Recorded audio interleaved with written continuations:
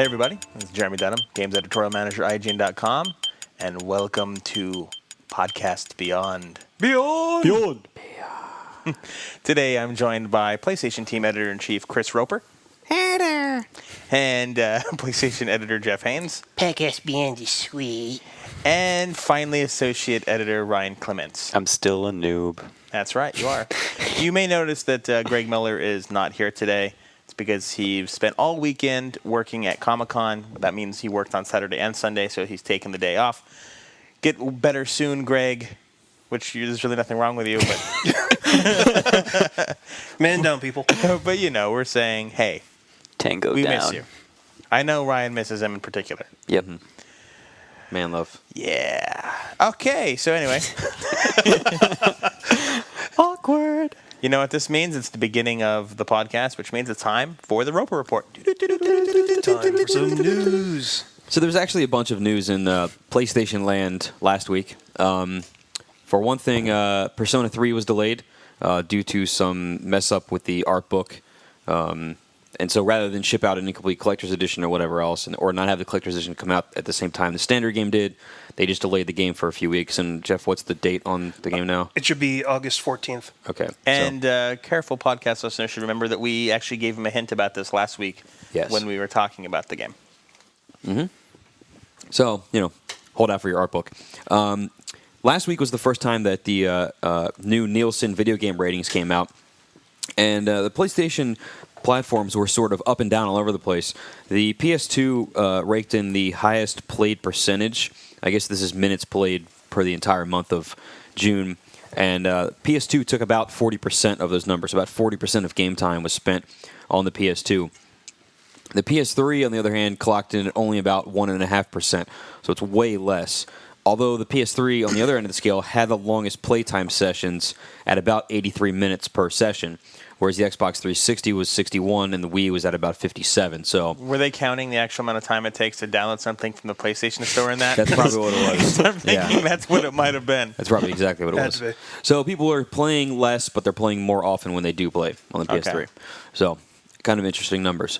It's all those Oblivion and Ninja Gaiden players. That's what it is. Yeah. It was announced that Lair was complete last week, so it's on schedule for its August 14th release. A lot of people are looking forward to that game. It's a pretty big one. The Heavenly Sword demo hit the PlayStation Network on Thursday, so that's cool stuff. So you can go and actually get your chance to try out the game, which is should be one of the biggest ones of the year. And then last week in Japan, Gran Turismo 5 prologue details came out, which... what we know so far is that, much like what we kind of expected, the game's going to have 40 cars in it, 4 tracks with 8 different segments or whatever, so you got to figure it's forward and reverse for each track. There's going to be online play. You'll get the first look at the in-car dashboards from Gran Turismo. It's the first time you've done it in the series. And something that's pretty cool is with your prologue save, whatever money that you earn, and I assume this transfers to the cars also, but whatever money that you earn in prologue will go towards your game in GT5. So as soon as you boot it up, you'll have whatever millions of dollars you've collected. So it gives you an incentive to continue to play the game. So that's pretty cool.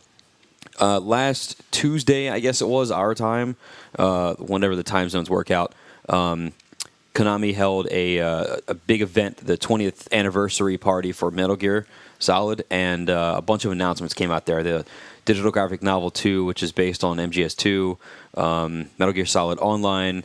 They had the Metal Gear Solid 4 was displayed. There's a video on our site now. You can go see it. It's like 15 minutes long or something. Looks pretty awesome. It's sweet. Yeah, it's very, very cool. So a ton of stuff came out of that event.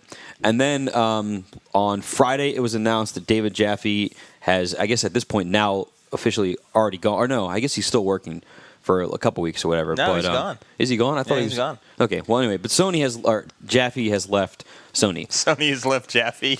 Well, whichever way. But yeah, David Jaffe is no longer at Sony. He and Scott Campbell went to start up a new company called Eat, Sleep, Play, and they're going to be focused around casual-esque sort of downloadable games, the things like Calling All Cars, which was Jaffe's last project. And in case you missed it, Chris and I actually had a chance to speak with Dave about his plans, and that's on the site, posted on Friday. Late interview, so some of you might have missed it if you If you didn't catch it, I think what time it went up about 6 o'clock, 6 p.m. Something like that, yeah. Yeah. But it's a pretty good one. And so in their agreement, the first thing that Eat Sleep Play is going to do is bring Twisted Metal Head On. Or yeah, that's correct. Twisted Metal Head, I get all these black and whatever. Anyway, Twisted Metal Head On was the PSP game, and now they're bringing it to the PS3. It's going to have high def visuals, running 60 frames a second, and there's going to be a handful of tracks that were originally going to appear in the never released Twisted Metal Black Part 2 that are going to be in Head On the PS3. Now I'm a little confused. Wasn't it a PS2 game? Twisted Metal Black 2. No, Head On. Wasn't it a port to PS2? I think it's PS2. No, I think it's a PS3 game. What? No, it's a PS3 game. No, I think they're doing No. it on PS2, which is kind of the odd thing, is that like they're releasing it on the PS2 as opposed to doing solely PS3. or Okay, then I read downloadable. that wrong. I read the 2 and the 3 wrong. Anyway, so now I'm Minor corrected. details. Yeah. This makes you this makes you rethink everything you were talking Exactly. about on Friday. Like, oh wait, But the rest of this I have correct is that not including that part. Eat Sleep Play has a three title exclusivity deal with Sony on consoles and handhelds. So they could do a PC game for somebody else, but as far as consoles and handhelds go, their first 3 titles are exclusive to Sony. David, in the interview that we ran, mentioned that it's going to be some sort of action game, but no other details are about that. He figures he'll start talking about it in maybe about a year, depending on how development's going. and just to give Dave a heads up, when you do decide to reveal what it is, make sure you tell Chris directly Yeah, what system exactly. it's coming on. I want to go read that again. But yeah, that's all the news for the week. Some pretty big stuff in there. So Yeah, lots of stuff happening. Mm-hmm. Well, that brings us actually to our topic of the week, which we had a lot of debate over before we came in here, which is to say that I'm basically thinking about it to myself because nobody else had any ideas. No, this week's topic I think is actually a good one, and that is, what impact does David Jaffe leaving Sony have on the first-party development team, and what does it mean for God of War 3 and all the other projects that he would have been associated with? Well, I mean, for God of War 3, it would be, assumably, it would be Corey Barlog would be heading that up again, unless he pulled a Jaffe and kind of stepped aside also. Who, by the way, looks a lot like Matt Casamassina. Very, very much so. They could be brothers Yeah, very in fact, easily. they have very similar mannerisms, too. Mm-hmm. It's kind of creepy. Yeah. But yeah, I mean, so I don't think God of War is going to change much because Corey did such a fantastic job with 2, and he's doing Chains of Olympus on the PSP now. He's overseeing that, at least Ready at Dawn is creating it, but he's overseeing that project. And so, by the time they get around to 3, which I'm assuming is in pre-production of some sort now, then, and I'm sure, Corey can call up, Dave and be like, hey, what's your, I need some ideas here, and Dave will be happy to step in. They'll call each other a couple of names first, though. Yeah, because from what Dave has said when he was leaving, and in the interview that we ran and on his blog and all that, he seemed to very much like working at Sony. He seems to still be friends with a lot of the guys over there. So even though he's at his own studio, he didn't leave because of hard feelings or because he wanted to get out of there. It's just he wanted to have total control over what he was doing, but still be able to work with the Sony guys. So, yeah.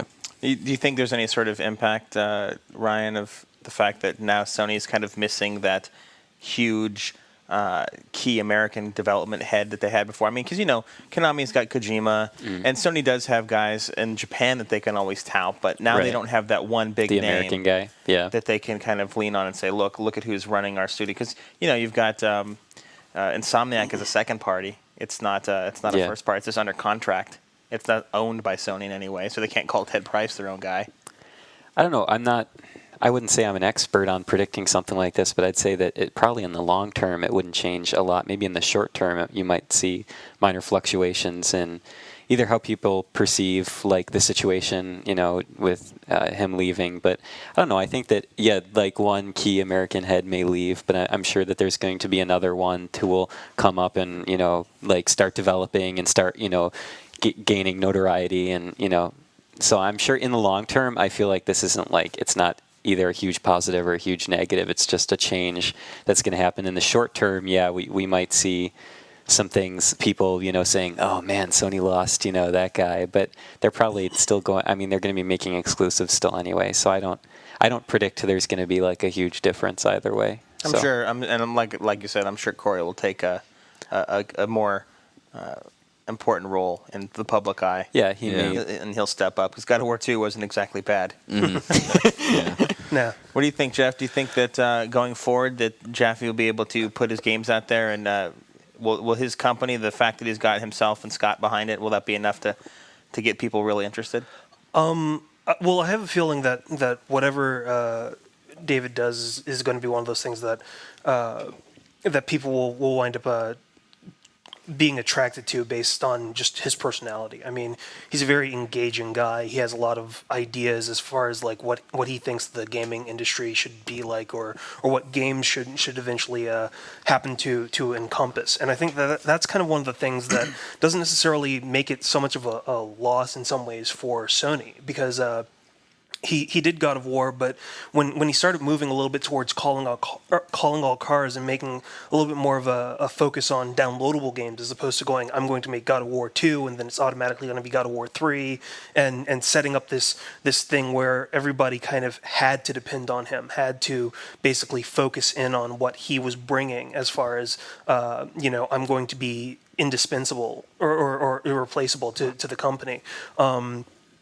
I think the fact that he kind of made tactical steps towards the downloadable route makes it a lot easier for him to move towards eat, sleep, play. But even that being said, I mean, like, God of War was a great game.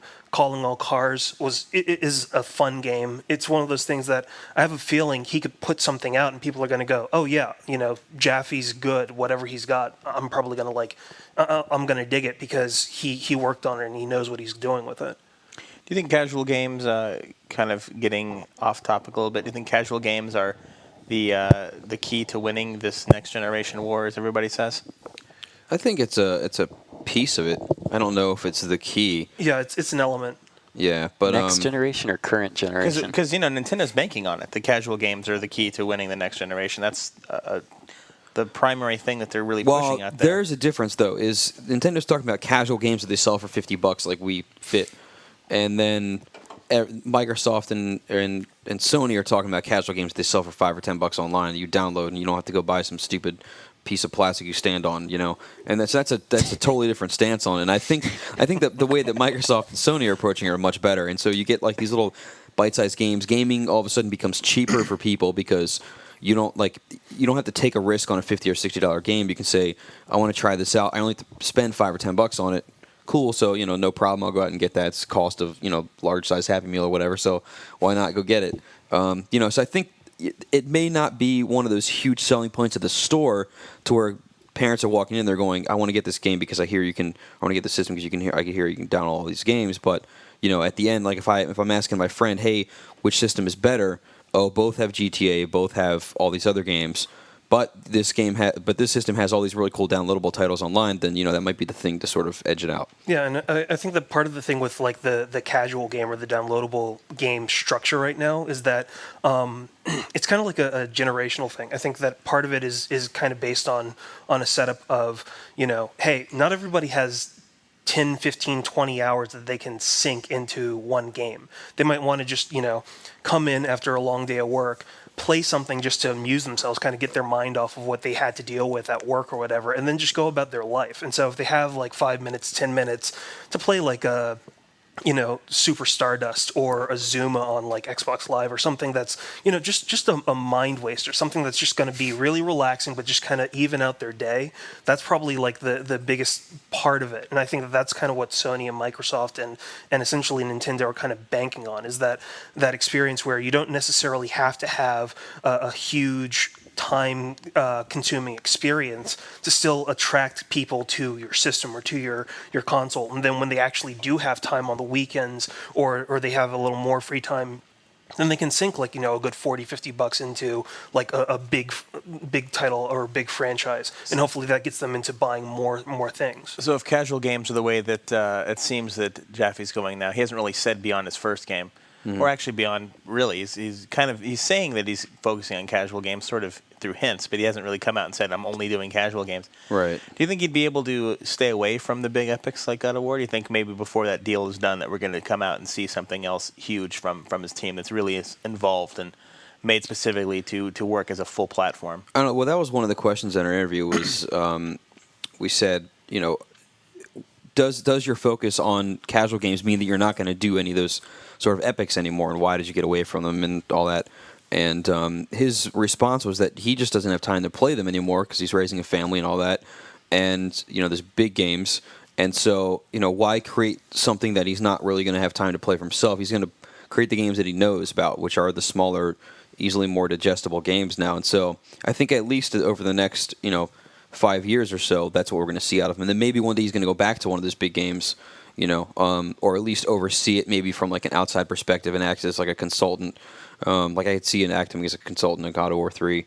But I mean, as every day, going to the office and the stuff you're plugging away in on every day, I think it's going to be those small games. Yeah, I kind of agree with Chris. I mean, like I remember talking to Jeffy at I think GDC a year or two ago, and like just talking to him in like 5 minutes, I heard at least 7 separate like game ideas that he happened to have just rolling around in his head, and a lot of them were just like the really quick jump in 5-minute gameplay experiences, but there were some that he could easily like string out into epic size games, and it's You probably didn't steal any of them? No, I didn't. But because I have Look a out feeling in 2009 for Jeff Haynes Yes. presents Dude of Wood. exactly.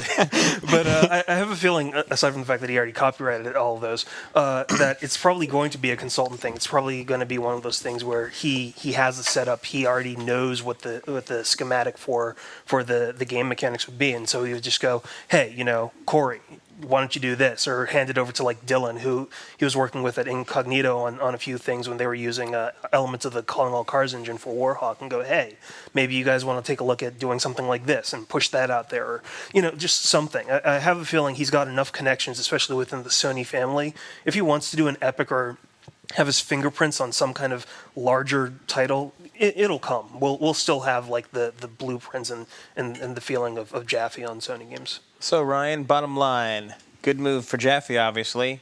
What's it mean for Sony?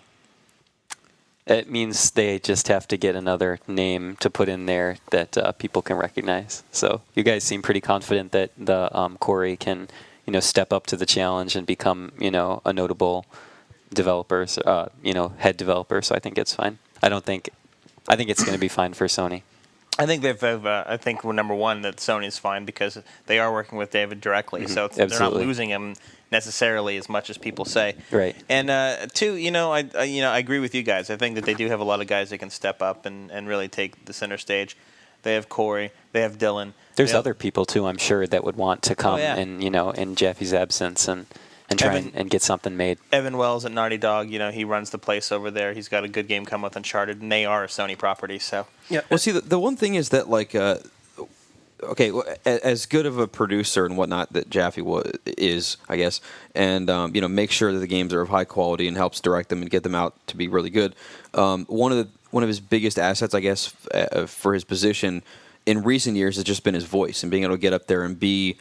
Some people love it and some people hate it, but just to get up there and say whatever he wants and kind of, get people listening to what he's talking about. Mm-hmm. And I don't know that, and Corey might be able to do that sort of thing because he's a funny as hell guy and he's super interesting and he doesn't care what he says either. But I'm not sure who else right now could step up and do that. And that's really Sony's biggest loss right there is they need that guy they got Phil Harrison and all these guys on like the business end, but they need a guy on like the ground floor basically that are creating all these games to step up there and be able to say, hey, I don't give a shit about this because blah blah blah and this sucks and here my game's gonna be awesome, play this.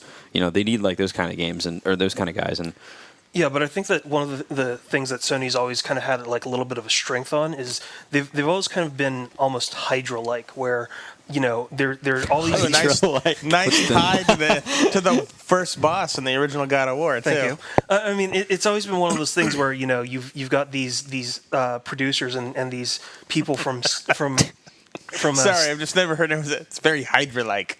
Yes, but they always have these like multiple people that kind of step up, and they always have their vision for not only like their games, but also just kind of how Sony is giving like their studio or is presenting a lot of tools to developers, and you hear that from Ted, you hear it from Evan, you heard it from Jaffe. I mean, you hear it from everybody constantly talking about not only Sony as like developer, but Sony as publisher. And so it's almost one of those things where even though Jaffe was a lot more the vocal side, where it was kind of almost at times rogue, where he kind of go off and go, this is what the party line is.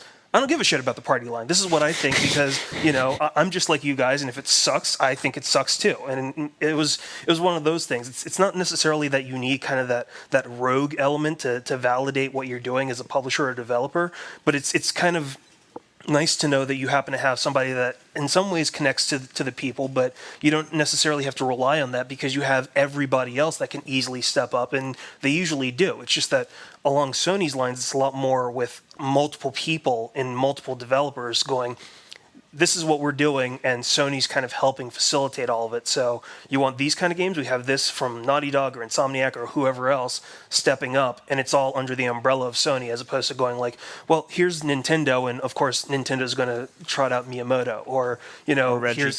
or Reggie. I mean, like, where it's almost like you only have one person that's almost the titular head that everybody looks to whenever they're What? Is just Hydra and titular that's just kind of flipping your lid on that one? The titular Hydra, I think, is a good note to end on. Let's get to some reader mail. What do you think, reader mail? Obviously, this is going to be the first question, and we can't deny this. Everybody wants to know, Nutjob Jim and a bunch of other folks, what are our impressions of the Metal Gear Solid gameplay? Mm-hmm. I'll imitate Greg. I saw Snake grab another man's balls. There's a statue's balls. And there you go. And there was a dude. Yeah. There's a statue And a guy. and dude's balls. Yeah. So snakes are grabbing all kinds of balls in that thing. The gameplay's awesome. I think it looks awesome. His pants are hella tight. That's my. You like that? That's your first impression is his pants are tight? So let's see. So Somebody far, else has got to notice that. so far, Snake's grabbing balls and he's wearing tight pants. Yeah. Well, aside from the fact that we did a whole AFK on the MGS gameplay, I mean, like the trailer's live. The game looks incredible. It's not exactly to what we've seen on a lot of the trailers that Kojima's released before, but it's pretty close, and that's pretty much what we're seeing with just about every high-profile game. Is you have a concept trailer, and then the gameplay is relatively close to that. Not fully there, but it's pretty close. Yeah, people have to give Sony and its third-party developers credit there. Even though that they did yank a lot of chains with their conceptual trailers, like you said, a lot of them have really come through to come close in every instance. Definitely. Mm-hmm. So I think we definitely have to tip our hat there. Personally, I think that the gameplay looks crazy. I can't wait to play that game. Yeah. It's definitely the system seller that I think that everyone's been hoping it would be. Yep. Mm-hmm. And I think that the real key there is just to make sure that that Sony realizes what they have on their hands there, and they can push that to the marketplace and let everybody know, look what we have. You want to buy this game? Yeah, I don't think they're going to mess that up. I think that game's going to have so much marketing behind it. It's going to be incredible. Big question is what's going to happen? I mean, Metal Gear and Killzone are coming out the same quarter. It's so awesome. So many good games. How are they gonna balance which one they're gonna push? You know, that's easily both. Yeah, 1-2 They'll punch. say we're the only system you can play these two games on. Go ahead and get them both. Their TV ads have 15 seconds of Killzone and then switch over to 15 seconds of Metal Gear. I think a smart thing to do is start advertising both of those games around Thanksgiving time, so that they can start helping to move the units then, so people understand we need to buy these now, so that in March we can play Killzone and Metal Gear. And literally all they have to do is do March is the month of the PS3. Killzone, boom, Metal Gear at the end, and it's just like I mean, there's a lot coming out, and we can't forget also that Sony has a lot of other really good games coming down the line. Mm-hmm. Doesn't get a lot of credit. I'm sorry. No, go for it. Was anyone else bothered by the fact that in first-person view, Snake's gun was like perfectly still? Exactly center. It's like the original like Quake guns. That totally because everything is so gorgeous and realistic and animated precisely, and then I was like, what's going on with his gun? It looks like it's glued to like the screen. Seems to be an afterthought. That whole mode, that whole. Do you think they're going to clean that up by the time it's? I would hope so. Yeah, because that just really bothered me. I don't know. I know it's a trivial, detail. Because I imagine most of the game won't be played in first person. I don't know, but if you actually, the trailer says you can play through the entire game in first person, or that's what Kojima says, I guess, during the demo. And I mean, if that means you could play the same game, two different perspectives, and have a completely different play experience. If you played one game totally stealth, then the other game you went in and just capped everybody and did like 0 stealth missions. I mean, like, that would be awesome. You can play the same game twice. Yeah, totally. I would just like at least a little life in the, just a little sway or something. I'm not saying like it has to be like Gears of War flying around or anything. I'm just saying like just a little bit instead of like Doom, like where it's like everything is like you're not even moving at all. I just the one thing that game needs, honestly, is they need to make sure that they realize. I know Kojima develops for his audience and for people, the Metal Gear audience, but if they really want to help kind of get that name out there and really get a lot of people to buy that, they need to make it a little bit more mainstream in the gameplay style. I think that MGS3 didn't sell as well as it could have because I think a lot of the early players sat down and like, well, how long am I hanging out in the swamp crawling before I can actually go? Part of that was also the camera sucked. Do stuff. Well, but they fixed that in the follow up. But so I'm hopeful that they're going to try to drive the action home a little bit more. I think that if there's been one problem that series has always had, it's always been the fact that there's just a little bit too much emphasis early on telling the story in these huge 40-minute chunks. Yeah. And then all of a sudden, I mean, it's great when you get later on in the game and you have hours and hours of gameplay, but getting there in the beginning, I think, has always kind of hurt it with the mainstream audience. They need to have those James Bond openings where you have like, I think that'd be awesome for that sort of series. We have like, you see the very end of some mission that Snake was doing and it's not really connected to anything, and you get like half an hour of just some really crazy shit, and then it ends and that's off, and then you get into the actual game. That way you see like, you get taste of all these big gameplay things, and it's kind of easy, so you get through it pretty quickly and you see all the stuff, and then it can slow down and you can bring out the story and be like, okay, cool, I know what I'm going to see through the rest of the game and I'm already sold, so I'll sit here and take time to like watch these movies and whatnot. It's a great idea. There was a lot of action in that gameplay trailer, though. Like with just like in the when he gets into the the heat of that fight and he's launching RPGs to the rooftops and shit's flying around. That was pretty intense. That was definitely firefight oriented as opposed to stealth. So, by the way, congratulations. That's the first time I've ever heard you use a swear word since you've been working here. Really? So I'm proud of you. Oh, You haven't been hanging around my cubicle. Well, since I changed jobs, I've moved over to the other side of the building, so I don't see you guys, or not the building, but the other side of the office. So wait, I thought. Oh, okay, that's what you meant. I don't hear you guys as much. Okay. Dream versus PS2 wants us to discuss more PSP related stuff, such as why 90% of PSP games suck. Why aren't PSP game sales high when PSP itself is selling like crazy? Does piracy have something to do with this?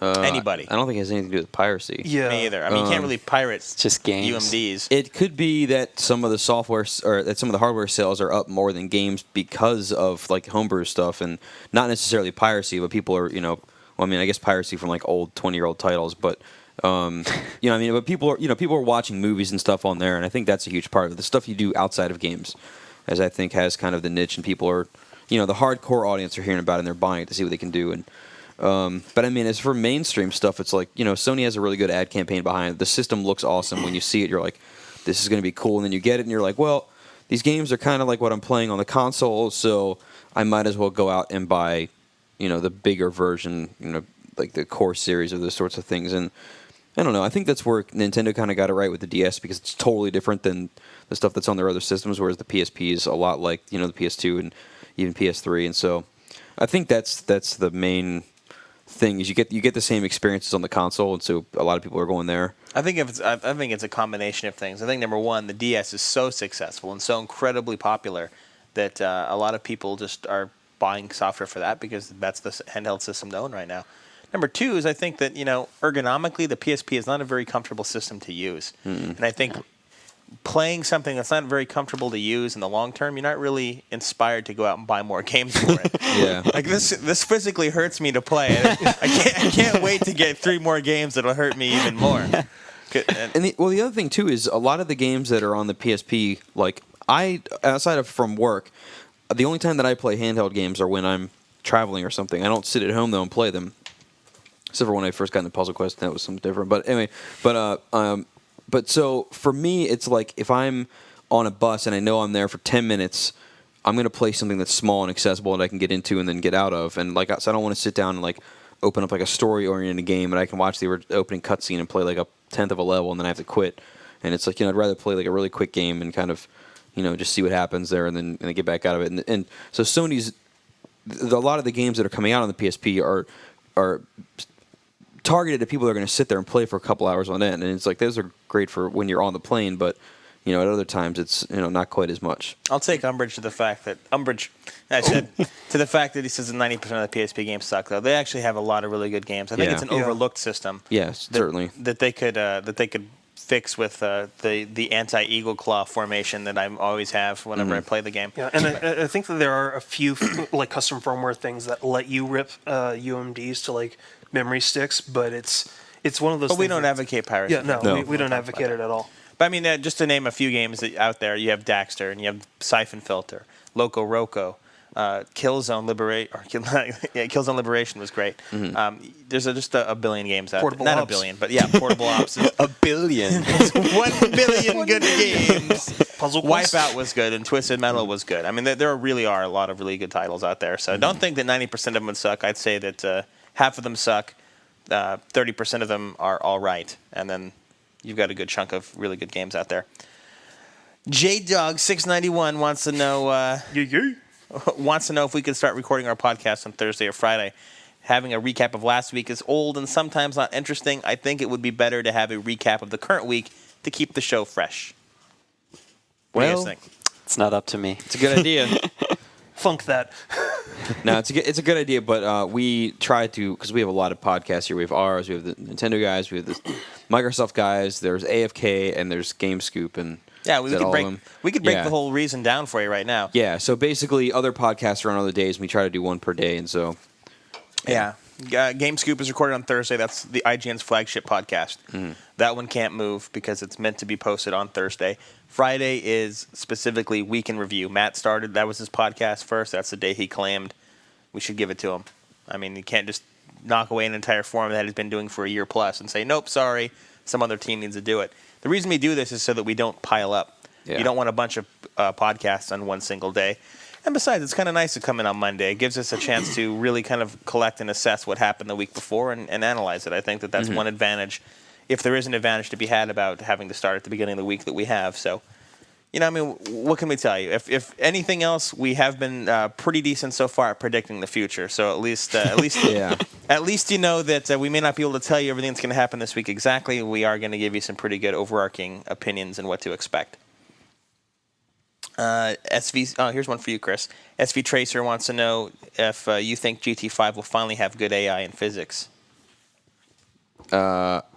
Well, the only problem with physics has been like the car crashes. Cars kind of bounce, but as far as shocks and those things go, the physics in those games have always been fantastic. Cars look realistic as hell when they're, going around a bend and like hitting the little bumpers and all that. So all that's great. So a lot of it just has to do with crashes and the AI and. That has to be what he means. Yeah, I mean, and I don't know. For just clarify for people that don't play Gran Turismo, the problem is that a lot of times cars are already on a predefined path and they just stick to it, and they're not very dynamic. I don't know. I don't know if that's going to be one of the priorities for them. I mean, this time it's been get the online going, get the in-car stuff going, and really it's been like the online stuff. So if they're saying we want you to race against other players, then maybe the focus is not so much on AI. I would love to see it get expanded, but it's not even the sort of thing where you put in more stuff. It's like they need to revamp it entirely. As far as crashes goes, who knows? I mean, I don't think that unless there's some kind of crazy surprise we're going to get, it doesn't look like we're going to get crashes and the damage in this game either. So I would guess that no, neither one of those are fixed. But if the online play works like they're kind of assuming that, or I kind of assume that it will because of what they're hyping, then I don't know that you're going to need to really race the computer anyway. But in this day and age, getting back to if we talk about crashes, in this day and age when every single racer out there, or not every single, but most, has crashes and really good ones at that. Yeah. Do you think it's time that maybe they start getting knocked for that? I think probably. Interestingly, and I mean, I really do think that it should be in there, and it's a detriment to it. But from personal opinion, when I was playing Forza, which is nowhere near as good as Gran Turismo, but it was out there, I turned off the crashes because it was annoying, and it was like, well, because in Forza you lose money for turning on, or you lose money for crashing, even just like damaging your car, but your penalty for having the option off is way less than you to pay per race anyway, and I just ended up turning it off. But that's a gameplay design decision as opposed to what and that's me personally. But I really do think that it would be nice if they had crashes in there, and they should get those in there. And You know what I mean? That's one of the reasons Burnout works is because all the crashes are so good. So like when you mess up, you get reward for it because you see a cool crash, and they kind of need to bring that in the Gran Turismo. The crashes in Burnout Paradise look awesome. Yeah. Or to quote Jade Raymond, awesome. Awesome. And one other thing is SVT Racer C. I can pronounce her name correctly. Rogue Leader, our old friend who seems Stay to give on us a new target. question every week, has got a long one here, so bear with me. On last week's podcast, it seemed like you guys had some extreme apprehensions of Lair. What gives? Every time we see a new movie of this game, it looks absolutely staggering, and I'm hardly alone since the board seems to be thrilled by the media of this one too. I don't understand precisely where the doubts are coming from, so perhaps you can explain it better. Is it just that every time I watch a movie of this game, I can't seem to see if there's any possible glaring flaw that might be present? What am I not seeing that you were worried about? As a fan of the Rogue Squadron games, big surprise, right? I really want this to be good. And on a related point to the game, he's got another question. But let's get to this first one. Okay, so I'll take this one because I played the game a couple times. As for me, I never liked any of Factor 5's like Rogue Squadron games. I never liked any of those. And so for me, a lot of it has to come with the fact that I just don't like that sort of genre that's in there. The style of play. Yeah, exactly. The style where you're sort of, it's a flight game, but you're stuck to within the 100 feet or so of the ground, and you're, I didn't really like that. If it's going to be a flight game, it should be big and open. But aside from just that sort of setup, the controls are a little iffy. It's kind of hard. At least this is when I had played it a couple months ago, and remember, the controls need a little bit of work. And there was an issue with you can lock onto a dragon, so you can make sure you hit him. But then if the dragon flew past you and behind you, the camera would shift, and the camera was kind of stuck behind your dragon, and it wouldn't swing around to in front of you, so you could still see your dragon on the screen if it turned around. So you wouldn't see yourself basically. Imagine the camera behind your car, and then it turns around, you can't see your car anymore. And so you'd lose track of where you're going. There's some issues like that which may be worked out in the final. We're supposed to get it super soon because the game's out in 2 weeks now. We don't have the final yet, so maybe they've cleared that stuff up. But and then there was like another issue that I touched on in one of my hands-on was there was a ground battle sequence which worked sort of okay, except that you had to kill like 2,000 dudes before moving on, and it was just taking forever. So. Again, those things could have been cleared up. Maybe you killed dudes faster and easier, and the fire did more damage, so you took them out quicker, and then it would have been fine. But that sort of game has never been my cup of tea, and this didn't change it for me. I think the one thing that I'm a little worried about is that it's going to look like a next-gen Drakengard. It's going to be one of those things where there's thousands of people on the ground, but after you kill, the first 100 or 2, it's just like, okay, how repetitive does this get? And that's the one thing that I've always been a little worried about with Lair, is that it almost feels like it's almost the same mechanic over and over again that we've already seen. I'm not saying that I'm not going to take a look at it, or I'm not going to, try and play it and see if it's any different, but just looking at it and hearing everything and seeing some of the elements of it, I'm a little hesitant on the game because it feels like we've already gone through this before on the PS2. If there's any good news, it seems that they are going to vary it up a little bit. There seem to be some epic boss battles going on in there, and that's something that Drakengard really didn't have. Right. Was a whole mess of cool boss battles. So we'll see what happens. I don't know. His other question, by the way, was why the game took so long to develop. When we've heard of it for so long, It's a huge game. Yeah, and it's taken a lot of optimization. Remember, it's running in 1080p, so Yeah. Mm-hmm. and they need to get that frame rate. Frame rate's always been a big enemy of that sucker. 2779 wants And to add that on, it does run well. So There you go. It does. Yeah. Is the frame It does rate running run- well so recently? It is solid. So yeah. the time is paid off. Yeah. Good. 2779 wants to know how many years away. Actually, I'll read it. How long are we away years-wise until interracial couples will be a part of games as part of the story? Did you never play Phantasy Star 2? The blue and green people. Yeah. No. Nay versus... In Phantasy Star 2, you were a human, and you were all over Nye, the elf. Yeah, Nay was whatever she was. Was it Nay or Nye? I think Whatever, bitch dead. it's whatever. Yeah, she gets killed. I think it's probably one of those things that it's just whenever developers decide to actually put it into a game. It's not like they're being told by developers or publishers, hey, you can't do this.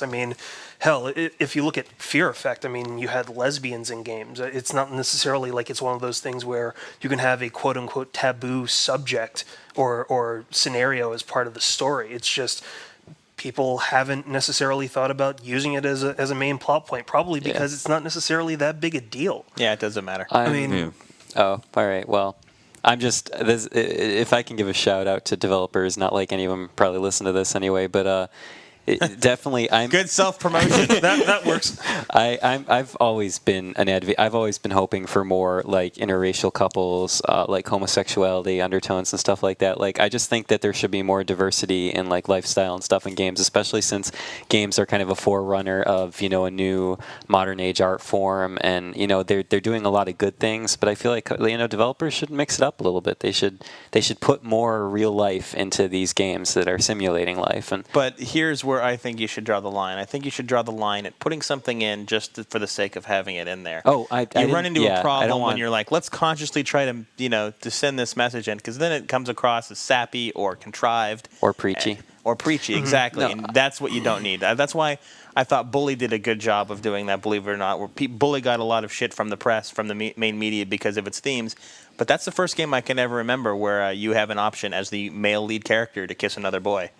I'm not saying that that's right or wrong, but at least it's in there, and they didn't force you into it, and it was kind of a cool little Easter egg. There it is. I guess that's what I'm just trying to say. I'm just saying, I mean, you might as well, if you can, and it's a good choice, and they're not being preachy or anything. I would just like to see more, variation in games. Well, yeah, especially just with RPGs, how like every single person is white, and there's like not a lot of variety. I just thought it would be interesting. If it makes 2779 feel any better, I'm in an interracial relationship with my wife, and so is Jeff. So I'm dating interracially too. So there you go. So we'll keep the flames burning breaking for you. The homogeneity mold. Exactly. Chris, however, is My wife is white. so, From Florida.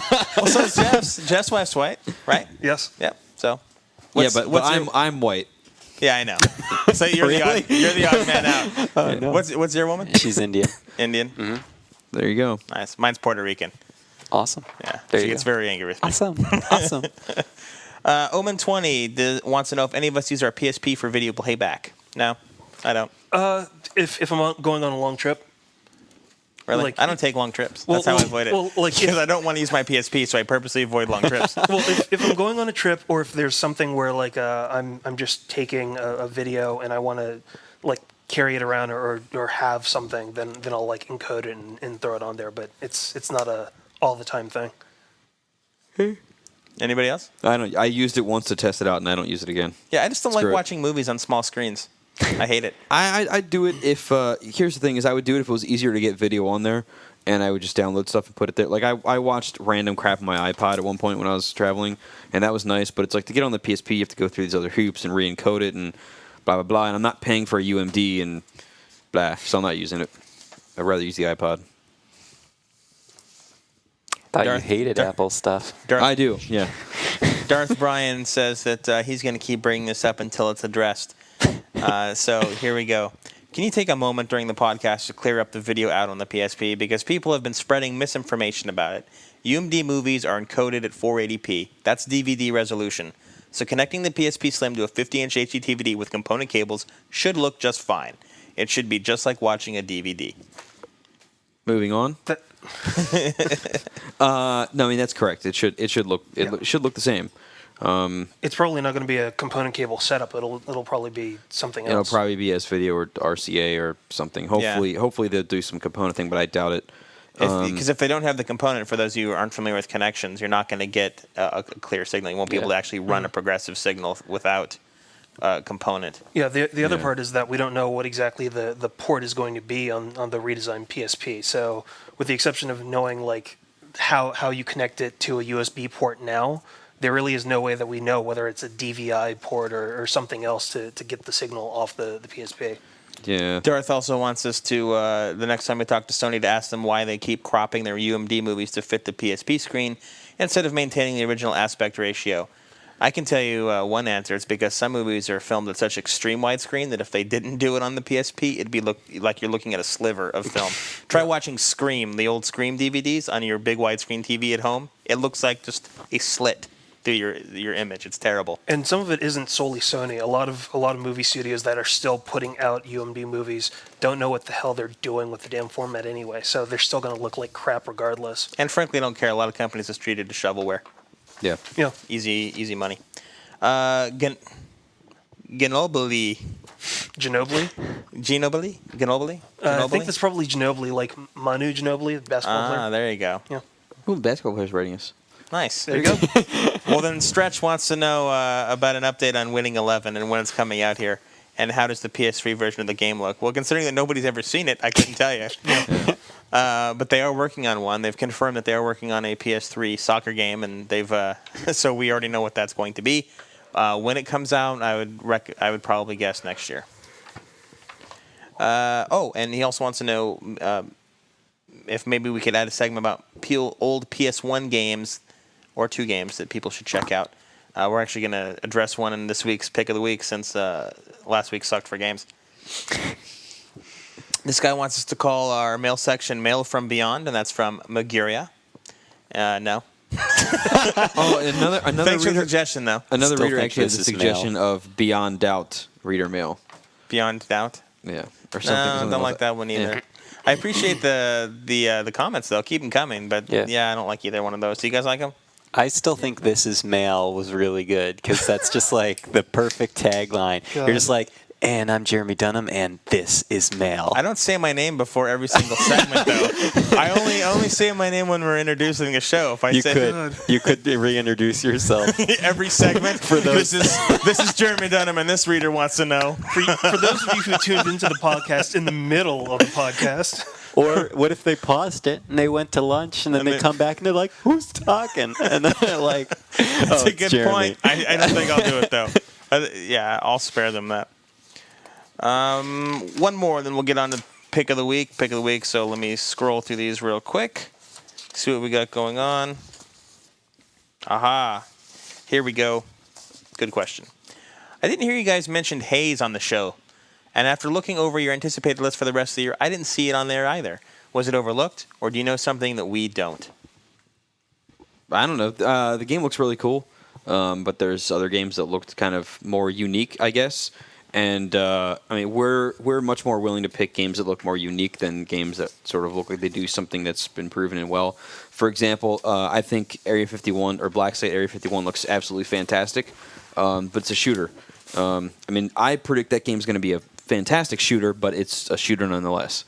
And so for the same reason that, I think Haze is going to turn out to be really good, it's still just a shooter. yeah, I think there's so much stuff coming out this year alone, especially for the PS3. If you're only looking on the PS3, where it's just like, there are things that we could list for at least the top 25 if we wanted to, and we could. But Top I mean, billion. Yeah, but if Ooh, we're 1 billion. just solely trying to isolate 1 like the billion. top 10 that we're looking forward to, there are going to be some that are going to be left off the list, and I think Haze just got squeezed out amongst like all the other things that we listed on our list. And keep in mind that and just in general, not only on the PS3, but platform-wide, I mean, you have so many first-person shooters alone, just that genre coming out this year. Area 51 and Halo and Haze and Brothers in Orange Arms. Brothers in Arms and, geez, man, they just keep going and going. The Orange Box has 3 of them in there. Yeah. UT3.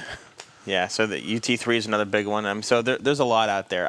We ourselves will not overlook it. I can promise you that. Yeah. We will sit down, we will play the game. We will The give game it a does fair look shake. very cool. But so. in terms of, when we can only pick 10 that we want more than anything, you got to pick more than just a first-person I'm picking shooter. Rock Band 10 times. There you go. Side question: does Orange Box have the original Half-Life or just the Half-Life 2 stuff? It's Half-Life Half-Life 2 and the episodes 1 and 2. I wonder why they didn't just. I mean, Half-Life can't take up too much space. I wonder why they didn't just throw that on there too. Me too, but I mean, let's find out. That's your assignment. Go call them up and find out. Okay. I'm not kidding. Okay. Pick of the week. Pick of the week. Last week it sucked. There was nothing really that stood out, I think, on any platform on the PlayStation universe. Do you guys agree? Yeah, Heavenly Pretty Sword much. demo, but if you want to count that as a pick. Yeah, Yeah, but you we can't- got the it's not a Persona game. review Yeah. up It's a demo. early, but That's a couple more weeks. yeah. So for this particular edition of Pick of the Week, we're just going to give one very quick, 30-second overview of some old PS1 or PS2 classics we think that you should pick up. You might have overlooked, going clockwise around the room, starting with Mr. Roper. Well, as a double shot, I think you should get the Eco and Shadow of the Colossus on PS2. Those are 2 of my favorite games in the system. In case they overlooked those. Yeah, in case they come out. Well, I mean, the games sold well, but there's 118 million or whatever PS2s out there, and They didn't sell 118 million copies. If you don't have Eco or Shadow of the Colossus, go get those 2 games. Absolutely mandatory for And the PS2. one sentence why? Absolutely artistic. Like 2 of the most artistic games you'll find on any system. There you go. Ryan? If you haven't picked up Odin Sphere already, you should definitely pick that one up. But that game's just, I think that game's the most gorgeous game that the PS2 has. Well, hand drawn anyway, like 2D. So I know it's pretty popular now. Like it's got a lot of recognition, which is good. But a few people still didn't know about it by the time it came out. So definitely pick it up if you can. Jeff? I'm going to break out 2 Square classics, Final Fantasy Tactics and Vagrant Story. If you can find them, play them. There you go. Why? That's all you need to know. I mean, they're great games. I mean, Tactics is one of the best tactical strategy games ever made, and Vagrant Story is beautiful, and it's a solid RPG. Vagrant Story, it's $400 on eBay, but Jeff Haynes told me to get it. So Hey, you know what? It'd be better than buying Steel Battalion or some of those other things. Yeah. I still have Vagrant Story. I've had a lot of those. Hey, if you want to lend it to me, I've been wanting to play it. No. All right. I'm moving. I've on been willing to sell it on eBay. I'm moving. All my PS1 games are packed up right now. So, yeah, a lot of my older games are gone. But for my pick, I would actually like to point out a little-known RPG, and by that I'm actually making it up. It's called Suikoden 3. It's a very good RPG. We gave it RPG of the Year back in 2002. Didn't get as much press as Kingdom Hearts, which came out that year, which is too bad because I actually liked it better. I thought it was a strong RPG, great characterization. I may have people that disagree with me, but that doesn't matter. Because I have a higher score in Super Stardust. Because I reviewed the game and you didn't. No, both of them are good games. Yeah, they are. Both of them very That's good not games. taking anything away from Kingdom Hearts, but I know, it's Suikoden just 3 teasing. was overlooked. I think that a lot of people should go back and give that one a try because smart characters, great storytelling, cool little aspect that's a takeoff of Final Fantasy VI's whole party switching idea, and they have one of the better fortress building ideas of any of the Suikodens. So there you go. There's a whole bunch of PS1, PS2 classics, and by whole bunch I mean 6, that you can go back and take a look if you haven't seen them before. A couple programming notes before we sign off. Number one is Greg will be back next week. So for those of you who miss his big jolly happiness, he'll be back. Number 2 is that we're going to start a new initiative here on the old podcast Beyond, and that's going to be we're going to be inviting people to come in who aren't just at IGN to come speak with us. And in a couple weeks, we're not going to say who yet. Just we're going to make sure that he's actually here. No, he's coming. He's coming for sure? I confirmed that this morning. All right, then I'll just go ahead and tell you. We've got Dylan Job from Sony coming in COG to talk about Warhawk. He's going to be not only here for an interview, but he's going to be our guest commentator for the entire length of the podcast. We have to flip a coin to see which one of you guys will have to sit out because we don't have enough headphones to go around. All I can tell you is that it won't be me. I'll be here. It'll probably be me. Yep. You're probably, yeah. Well, you are the only one not to have played Warhawk. Correct, so it's probably a good choice. Mm-hmm. Right. Or maybe we could keep you in there to kind of... but that'll be anyway. That'll be in a next couple of weeks, so look for that.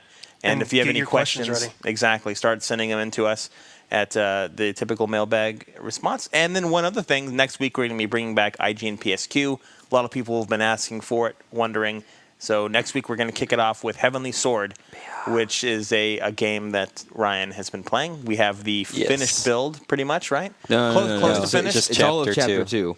Out of Chapter- 6 chapters, it's only chapter 2. Chapter 2, okay. Yeah. But we So have the finished level. Yeah, so it's multiple levels. It's like 90 minutes of gameplay. So there you go. We have 90 minutes of gameplay. Yeah.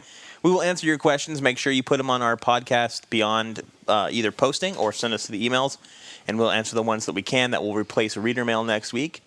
And now that's about it. But don't think that just because Greg's gone, we don't have a song for you. I know you're going to miss his Machiavellian voice, but we've got somebody here. Oh, God. We've got somebody here. Which one of you guys is going to be brave enough to sing it? I think I don't that's know going the to be song. me. Jeff's going to do it. Yeah. All right, so Jeff's going to sing us out. Jeff, take over. I'm going to take off the headphones here because I don't know how loud you're going to get. Yeah, but, this one send us I'm gonna dedicate to Greg because he's our song master. But they threw a curveball at me, so the first thing that came to mind was the one I wrote lyrics to, and it's 9 Inch Nails' "Head Like a Hole." So God, it's Nin. yeah, it is. So here we go. God beyond will do anything for you. God beyond, just tell us what you want us to. God beyond, I'm gonna try that again. Keep going. All right, go ahead. God be on Nailweave, 60 up against the wall. God be on covers PlayStation and wants it all. Yes, you can take it. Yes, you can take it. Yes, you can download the podcast from us. Podcast Beyond! See you next week, everybody.